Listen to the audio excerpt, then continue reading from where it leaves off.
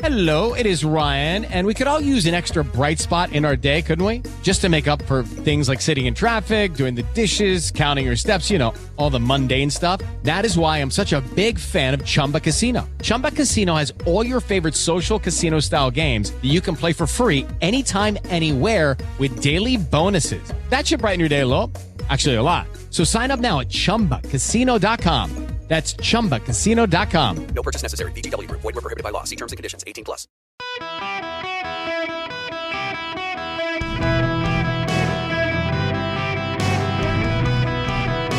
Welcome to the Eric Erickson Show podcast, Hour 3. Hello, America. It is Eric Erickson here across the nation. Glad to have you with me today. The phone number is 877-973-7425 should you wish to be on the program. Just real quick, and I don't want to single the individual out. I got an email during break from a listener of the program who was offended I hadn't responded to him about a prior email he sent on a college recommendation for my daughter. And I've emailed with the person in the past, but I didn't see the email. I get, and I'm not making this up. I promise I'm not making this up. I get over 2,000 emails a day, and that's not spam. When you include spam, I get upwards of 13,000 emails a day from multiple email accounts. I have in my inbox right now 292 unread emails that have come through since the show started. When I had all my emails read, I now have 292 unread emails, and I have 77,060 in my spam folder. And I'm very sorry if I can't reply to all of your emails. I try to reply to everybody, and there are days I cannot keep up. And this is one of those days, and I'm sure I've run into others. And I always feel bad when someone gets their feelings hurt because I haven't responded to their emails. I try to interact with the audience as best I can and get feedback. But I literally get 2,000 like real non-spam emails on a daily basis, on average. Some days more, some days less, but around 2,000. It's really hard to see all of them and keep up with them. And my assistant helps me and find stuff. And sometimes she may see an email and think it's spam and the like. So I'm sorry, but don't be mad at me. Try to show some grace, please. I guarantee you, I get more emails than you. I just. In any event, I want to change them. So the great thing about me being me and this show is I see stuff during commercial break. It's like, you know what? No one's talking about this. This needs to be talked about. So Charlie Munger can wait. There are two stories that are completely unrelated that I want to talk about. One is about a white woman in Charlottesville, Virginia, who during a Black Lives Matter protest pulled up to an attendee and said they would make good speed bumps. Ziana Bryant, 19-year-old University of Virginia student and social justice activist, took to Twitter to single out this young woman in a truck approaching protesters in Charlottesville, telling them that they would make good speed bumps. She called the police and said the Black Lives Matter activists were attacking her. The claims by the Black Lives Matter activists were picked up by local journalists and amplified by them. They also found the name of the girl who did this. They singled out the girl. The Black Lives Matter activist, Ms. Bryant, said the girl was Morgan Bettinger, a rising senior at the University of Georgia.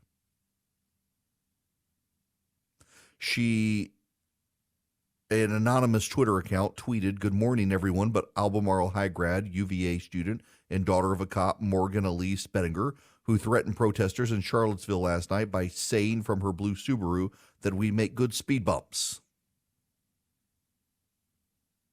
They also included a picture from Bettinger's Facebook profile with a Blue Lives Matter profile frame. And then the mob came for Morgan Bettinger. "Absolutely disgusting," said the student council president, Ellen Yates. A junior at the university at the time, Carolyn Lane, said, "Suddenly everyone knew about it. I had some friends who were back home who were messaging me about it because they knew I was in town. It was everywhere." Bryant, the Black Lives Matter activist, then began to send mass complaints to school administrators demanding Ms. Bettinger's expulsion. Email these UVA deans now to demand that Morgan Bettinger face consequences for her actions and the University of Virginia stop graduating racists. She herself, Bryant, filed a complaint with the University Judicial Committee, a student-run disciplinary system. The university released a statement saying it strongly condemned threats directed at other members of our community. "We're aware of the allegations on social media about a student's conduct with respect to a protest in the city and are actively investigating the matter." And that inflamed it. If they knew about it, why weren't they doing something to stop it? The Student Judicial Council found Morgan Bettinger guilty of threatening the health or safety of students. As punishment, according to Reason magazine, she was expelled in abeyance, meaning she was allowed to continue her schooling, but that a second violation of the same standard would result in actual expulsion. And she faced a litany of other sanctions. She eventually graduated with a permanent mark on her record and a destroyed reputation. And guess what? It was all made up. Bryant's claim that Bettinger said that the protesters would make good speed bumps had no corroborating witnesses, even though it allegedly occurred in front of a crowd. It was just the mob. The Black Lives Matter mob destroyed the reputation of this young woman. Now there's another story. This is the story of Jack Reed, a 17-year-old junior at an elite boarding school. A year ago, Jack Reed tucked a Bible into his gym shorts, put a note in his pocket, and then killed himself.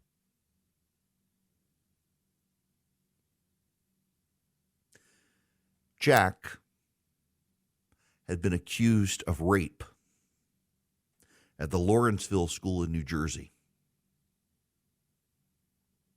Jack never raped anyone. The school is now being forthcoming about its screw-ups. You see, the New York Times also buries the lead. They say Jack was being bullied, and you got to go 21 paragraphs down to figure out what it was he was bullying about. Jack started in 10th grade in the fall of 2020. He made the dean's list. In the spring of 2021, a persistent and untrue rumor that Jack was a rapist spread through the student body and led to cruel comments from students. In September of 2021, he returned to school a junior, elected president of Dickinson House, one of the residential houses where the school's boarding students live. That increased the animosity among people who hated him. Days after the election, an unfounded rape accusation was posted anonymously to a nationwide student-run app. We don't know which app. They don't say. The bullying spread online during a Secret Santa gift exchange among Lawrenceville classmates. He received a rape whistle and a book on how to make friends.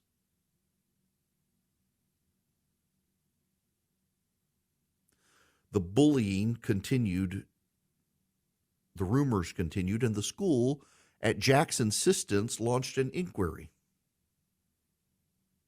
And they found Jack had done nothing wrong. They found the person who started the rumors and chose not to expel that student. They didn't even tell Jack or his family that they had conducted an investigation and found that the charges were bogus.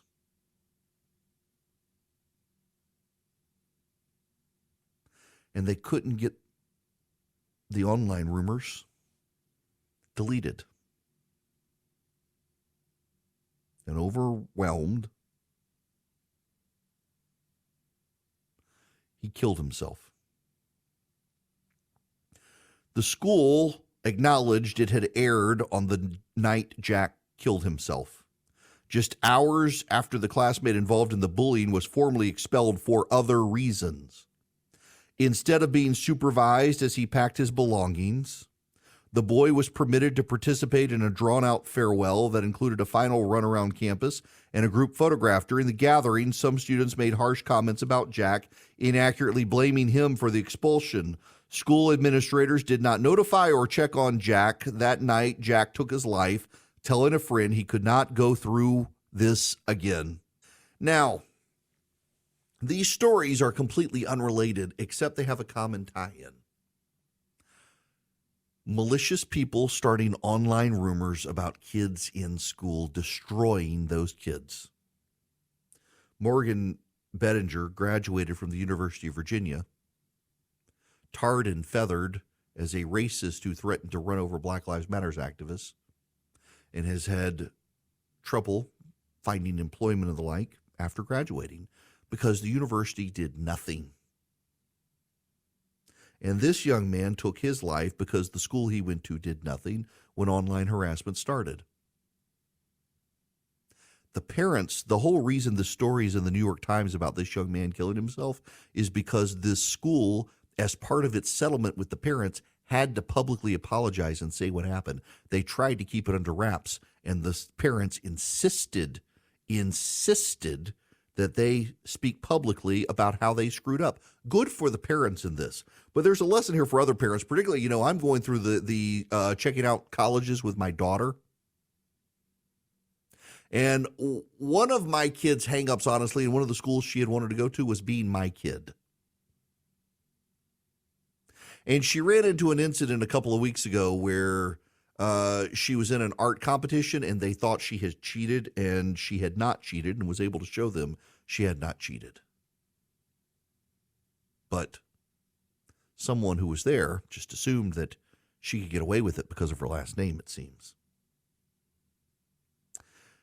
People are getting cruel generally, and the anonymity of the internet is allowing people to be more cruel.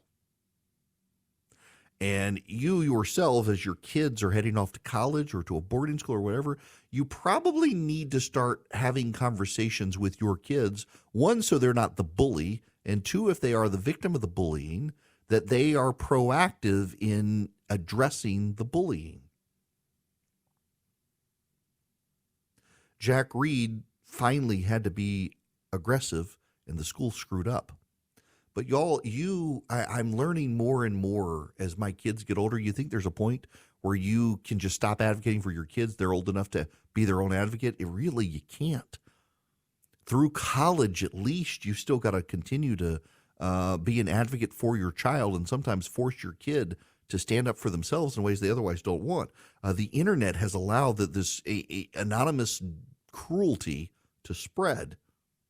And in particular, if your kids are not aligned with the values of the era, you got to be careful. I can't tell you, though, the number of hostile people who lectured me about my kid being interested in Georgia Tech and my alma mater, Mercer University. Can't believe you're not sending her to Hillsdale College, and why would you send her to a secular school, and blah, blah, blah. These people are just as cruel as the others. The fact is, my kid wants to be an engineer. She can't go to Hillsdale College. They don't have an engineering school. But also, one reason that my kid is interested in my alma mater is it's not so insane like some schools, including Georgia Tech, which has a history of persecuting Christians on campus. Georgia Tech literally has a history of persecuting Christian students on campus, and there are multiple lawsuits along the way. But there is a level of anonymous cruelty out there right now online towards kids, and you as a parent should be very, very mindful of what's happening. If you are a school administrator who happens to be listening, you yourself or your school should be listening and doing something, because this particular school in New Jersey has paid a hefty price because it refused to be proactive and let a bully for the longest time get away with it, even though they knew who the bully was, and it caused a kid to take his life. These are not easy times to raise kids, and the internet makes it even worse. And so the response should be even more engagement from parents, administrators, and adults. I keep having friends tell me they realized I was right. Every time you wash sheets from Boll & Branch, they get softer and softer. They're the most luxurious sheets. The highest quality, incredible craftsmanship with just unmatched softness. 100% traceable organic cotton. It gets softer with every wash. I tell you guys that it's true.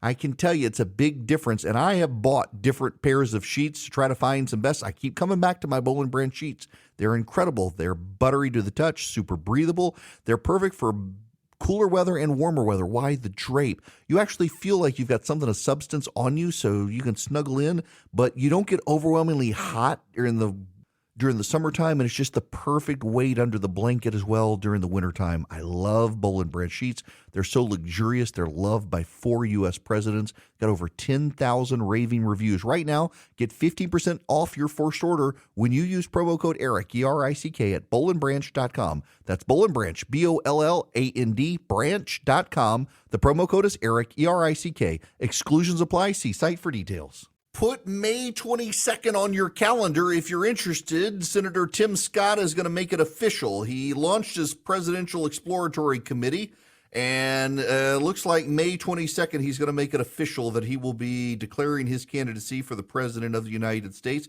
He's been raising money. He's been doing events. He's gone to Iowa, New Hampshire, traveling South Carolina as well, his home state.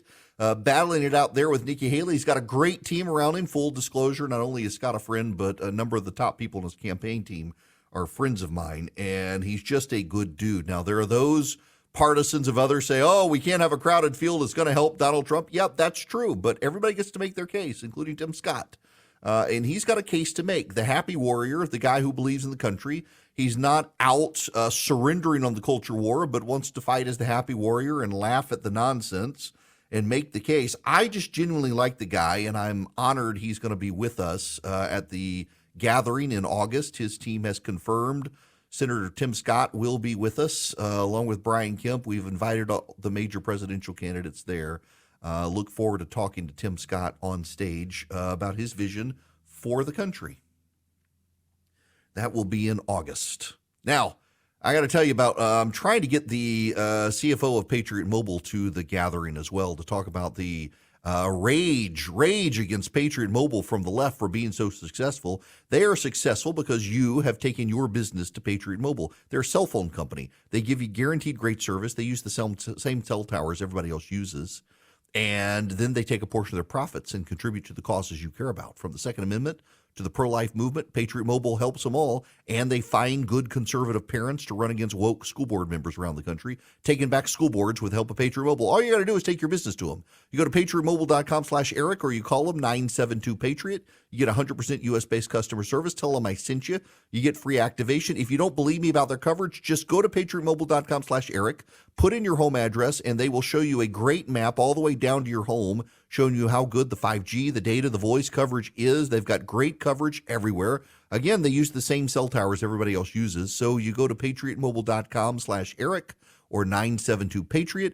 You move your cell service to them. They will even take your existing phone number, so you don't even have to get a new one unless you want it, at patriotmobile.com/ERICK. Hello there. It is Eric Erickson here. Glad to have you with me today. We, of course, need to talk about the story that has gotten all sorts of people percolating. It's interesting. The Wall Street Journal, of all the places, has done this. Now, if you subscribe to my daily email, which you can subscribe to by texting DATA to 33777, you would get the information about Jeffrey Epstein's contacts. Very, very interesting. Jeffrey Epstein was way more connected to people than first thought. I mean, we knew he was connected, but now we have the names. I have mentioned over the course of the last several years the curious case of Jeffrey Epstein and those people he was connected with and how the media has run very few stories on them.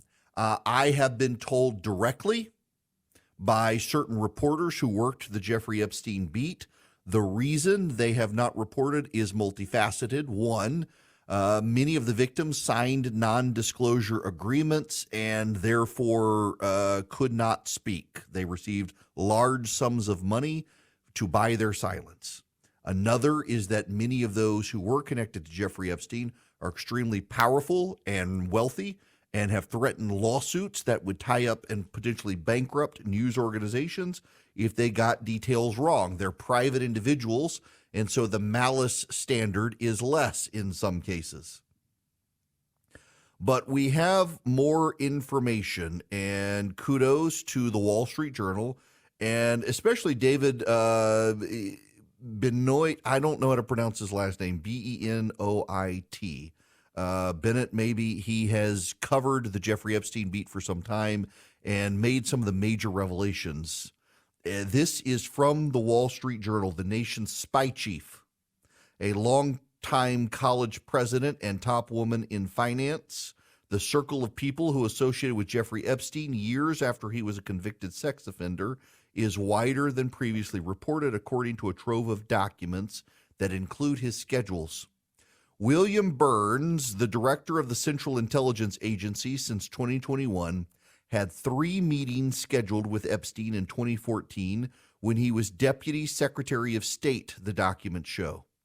They first met in Washington, and then Mr. Burns visited Epstein's townhome in Manhattan. Catherine Rumler, a White House counsel under President Barack Obama, had dozens of meetings with Epstein in the years after her White House service and before she became a top lawyer at Goldman Sachs in 2020.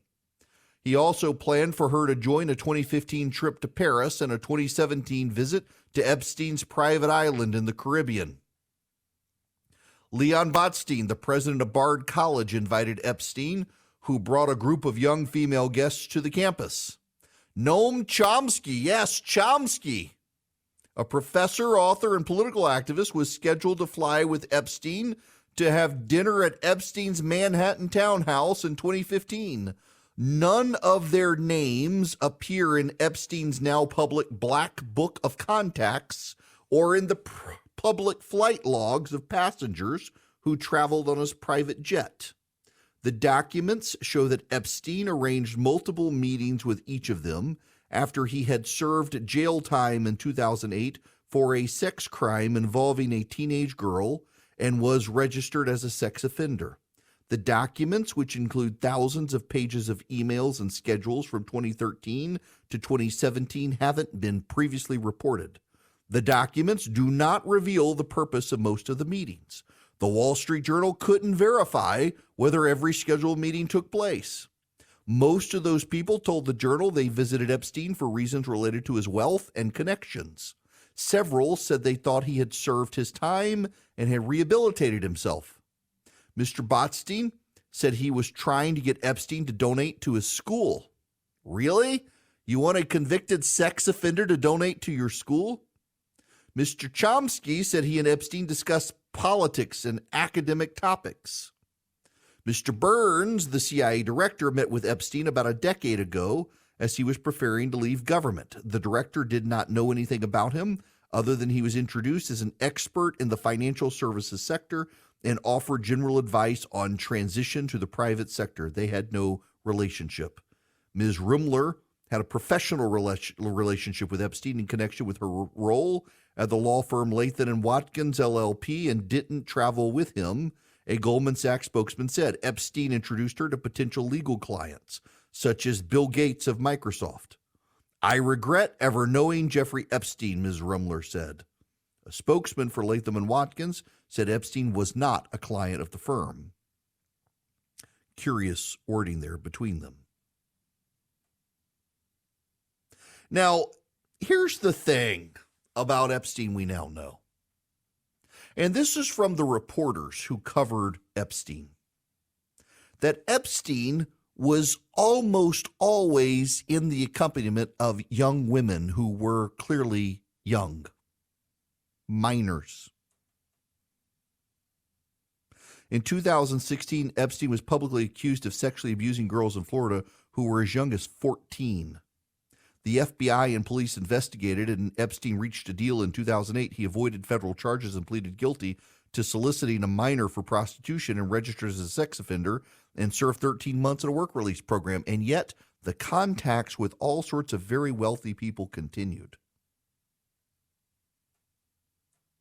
Despite all the negative press, his days were filled from mornings to nights with meetings with prominent people. Dinners at New York restaurants, meetings at luxury hotels, gatherings of prominent law firms.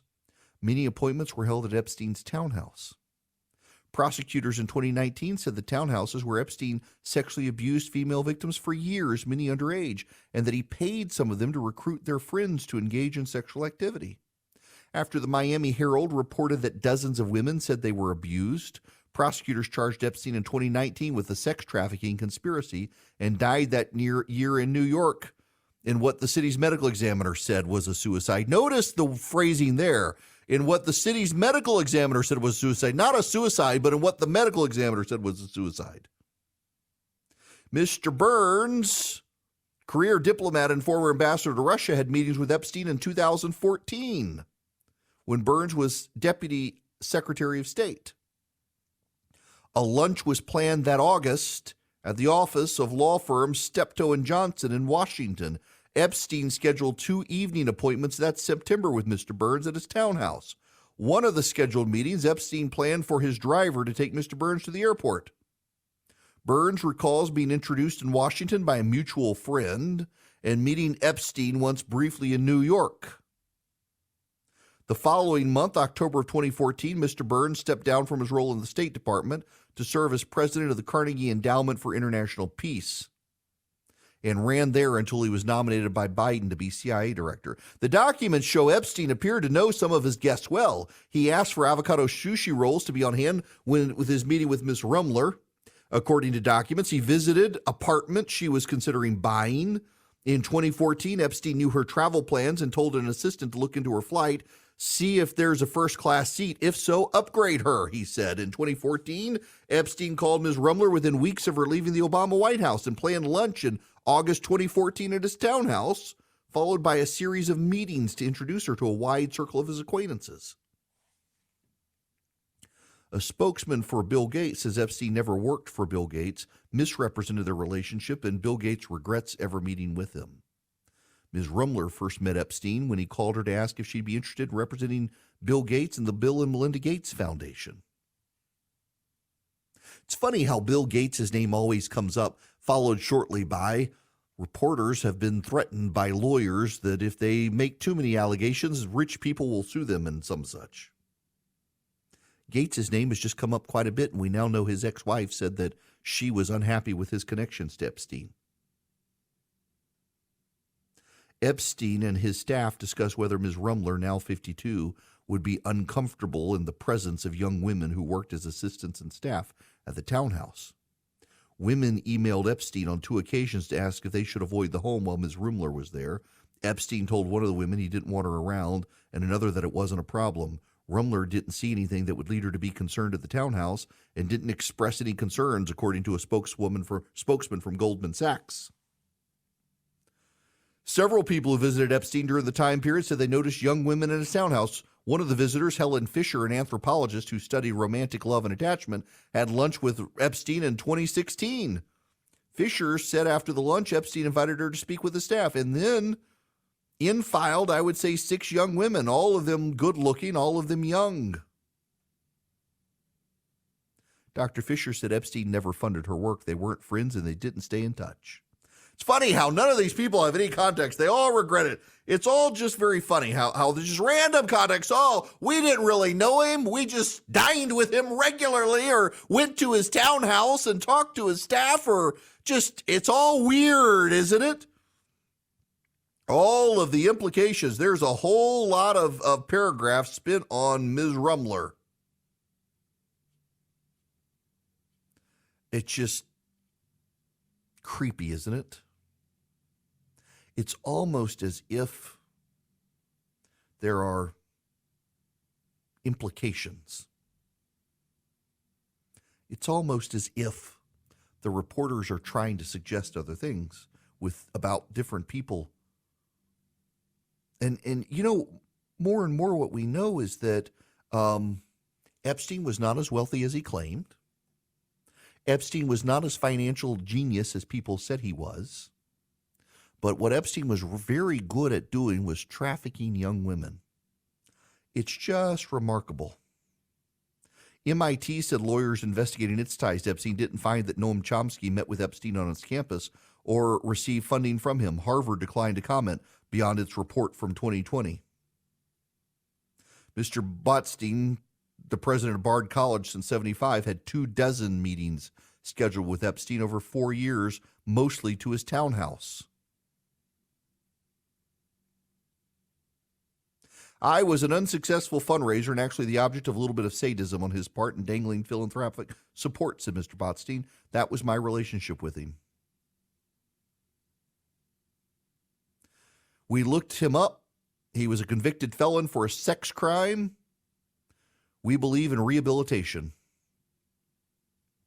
It's just, these are interesting stories of prominent people who knew he was convicted of sex crimes and continued to deal with him. Maybe it really was all about everybody just wanted access to someone who was wealthy and maybe he'd give money. Maybe it's more. You're just supposed to draw your own conclusions. But what I would tell you is it's extremely notable at all that the Wall Street Journal has found this information and published a story like this. And if you're wondering why I've exerted so much, it's because it's behind a paywall, so most people won't be able to see it. At Epstein's home, Mr. Botstein was led to a dining room where they discussed classical music and other colleges. He presented himself as a billionaire, a really, really rich person. I found him odd and arrogant, and what I finally came to believe, which is why we stopped contact with him, is he was simply stringing us along. Despite all his meetings, Mr. Botstein said, Epstein never made another donation to Bard. It was a blessing in disguise that we never got any more money. It's remarkable, isn't it? How all these people regret ever knowing Jeffrey Epstein now that he's dead and has nothing else to offer. Just fascinating. Draw your own conclusions. Draw your own conclusions. I suggest nothing. But good for the Wall Street Journal reporting all this stuff. Now, I have a suggestion for you. A good suggestion. Save yourself some money. Avoid the headaches of technology. Use Vision Computer. Their custom-built PCs come with 3 years of parts and labor included and 1 year of managed service. That means you can have peace of mind knowing your computer's covered for every potential issue. When you purchase a new PC from Vision Computer, they'll spend time with you, figure out what you need and what you want, build you a computer that meets your needs and wants, and give you tech support at no extra cost. So you can get your printer set up, your email set up. In most cases, if there's a problem, they can even remotely connect into your computer and fix it for you. And if you have to call them, the average hold time is only 15 seconds. What sets Vision Computers apart from every single other person and group in the industry is their customer service. If you don't have a PC from Vision Computers, but you want their award-winning customer tech support, you can pay a low annual fee and get them on your side. You got to have a reliable computer. If you want to buy one for a grandparent or a parent, a senior citizen, Vision's who you want to use because of their customer service. They're used to helping people no matter the problem, down to, you forgot to plug it in. They can help. Visit visioncomputers.com. Call them 404-COMPUTE. 404-COMPUTE. Visit with a live human being today. Don't worry about the switchboard. Plus 1, press 2, plus 3. Now press 1, press 2, plus 3. Just go to Vision Computer. Talk to a live human being. 404-COMPUTE. Anywhere in the nation. They can build the computers for you. They can service your computers. They give you award-winning tech support. Thousands. You got all these 5-star Google reviews. 30 years in business. They're known for their customer support. Don't let your computer frustrate you. Let Vision Computer take care of you. visioncomputers.com or 404-COMPUTE. Hello there. Welcome. Eric Erickson here, the Eric Erickson Show across the nation. Now I'll get to Charlie Munger. You know who Charlie Munger is? He's Warren Buffett's business partner. They've been doing this together for a very long time. He's 99 years old and wicked smart, and says U.S. banks are packed with bad loans that will be vulnerable as bad times come and property prices fall. He thinks there's trouble for the commercial real estate market. It's not nearly as bad as it was in 2008, but trouble happens to banking just like trouble happens everywhere else. Says U.S. regulators have asked banks for their best and final takeover offers for First Republic. And he says he's concerned that a lot of real estate isn't so good anymore. Got a lot of troubled office buildings, a lot of troubled shopping centers, a lot of troubled other properties. There's going to be a lot of agony out there. You see it all the time. The number of buildings out there that are virtually empty because companies after COVID decided to send everyone home. You know, by the way, there's some outside related studies out there that show that young people working in offices, because so many of the offices are shut down now and they're working from home, are less likely to build mentor relationships, are less likely to get constructive feedback on their work, and consequently are more expendable than ever because they're not going into offices. I've got a friend of mine who was telling me that she finally realized that it was to her disadvantage to work from home.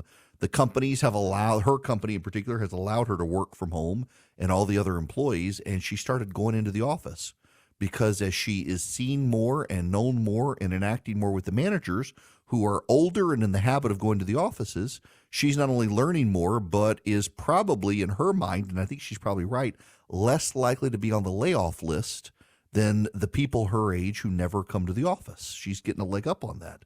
But it is true. You know, there are a lot of REITs out there, and I've invested in REITs in the past. Those are real estate and investment trusts. You can buy them. You buy and trade them on the stock market.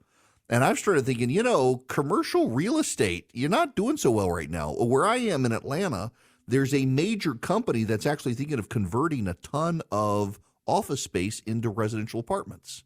Maybe dealing with the housing crisis in the process because so many of these office spaces, they're not coming back. Think about all of the office space in your city or your town that are now empty. And those employees, either there aren't enough workers or the companies are outsourcing or they're working remotely. I've got an office space. Finally, I moved into an office space. But I got employees who work remotely, and some they can come to the office if they want. They got a space, but for various reasons don't. And I'm pretty flexible with it. I'm just glad to have an office again.